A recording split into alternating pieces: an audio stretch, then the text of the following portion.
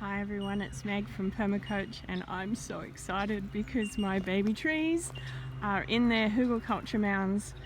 So if you've been following along with our story, you know that we're turning this into a circular espaliered fruit orchard, and my little apples arrived bare rooted, and ideally I would have put them into these mounds, but work being what it is, things get delayed. Ideally we would have started this in autumn and had the trees go in bare rooted, but I've had to pot raise them.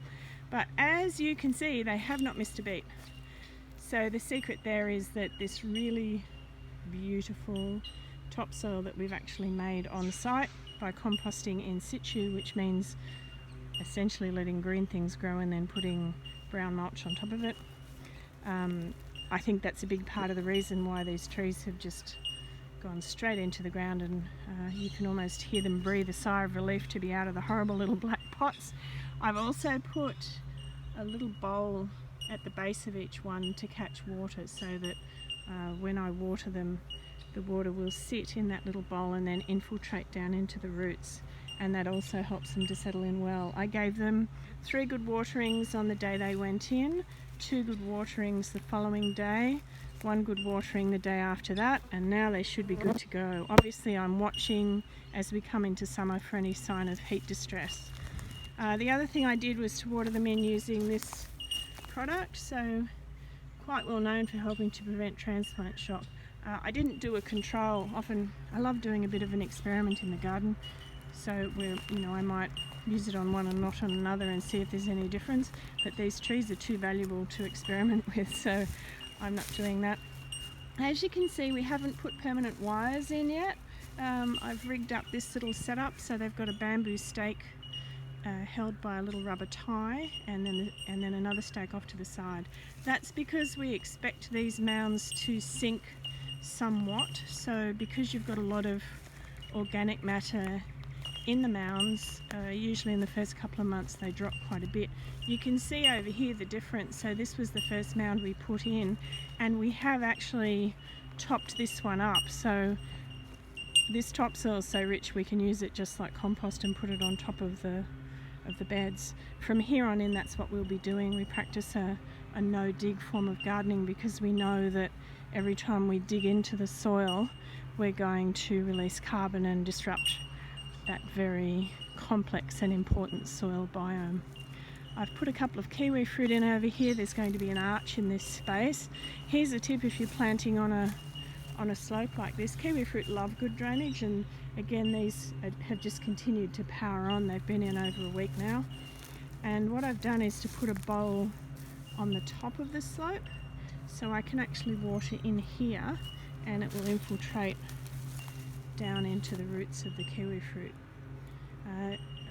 These little declivities are also great for capturing rainwater, so when it rains we're getting good watering. All of these mounds have been planted out because we know nature hates a vacuum, so if you don't plant them out you're going to get lots of weed growth. So we've put in, we're doing a kind of modified Three Sisters. We've put in plenty of legumes, so bush beans and peas and climbing beans, which we're hoping will then colonise this fence and turn it into a very low maintenance hedge, or it will look like a hedge but it won't be a hedge. We'll never need to trim the top of it. The other thing I've done is to top dress this area with some chip mulch, and I'm often told you can't use this stuff in a food garden. I use it all the time, it's fantastic. You can see the difference in colour between this soil and the chip mulch, and that will result in about a 20-degree difference in the temperature. So the first thing it does is to help stop that soil from baking. The other thing it does when you've seeded in is it stops little birds from turning up and stealing all your seed.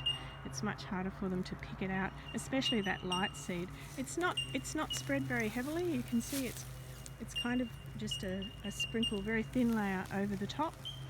This will also help to create a lot more edge, and that edge is going to slow and sink rainfall when it happens rather than having it erode these mounds. So really useful, particularly if you're doing hugelkultur, to add a final layer of mulch to the top of your system. So hopefully we'll be able to come back here in maybe 3 or 4 weeks and it will be covered in plant life.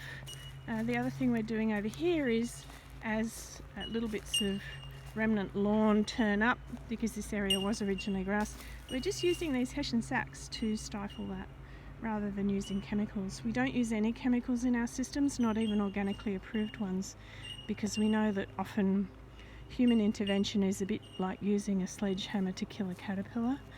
We're much better off letting nature achieve dynamic equilibrium. Nature usually does a much better job of that than we do.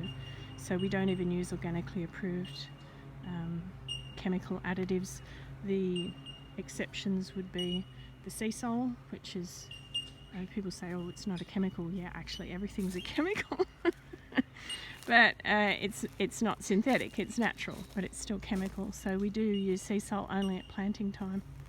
So that's where we're up to. The next thing is Graham's actually going to put a brick edge in here around our gathering circle, and then the mulch that's been used to protect the soil will be moved out of that area and onto these flat areas underneath the hugelkultur mounds, and this area will have some recycled gravel that'll be packed down hard and a fire pit.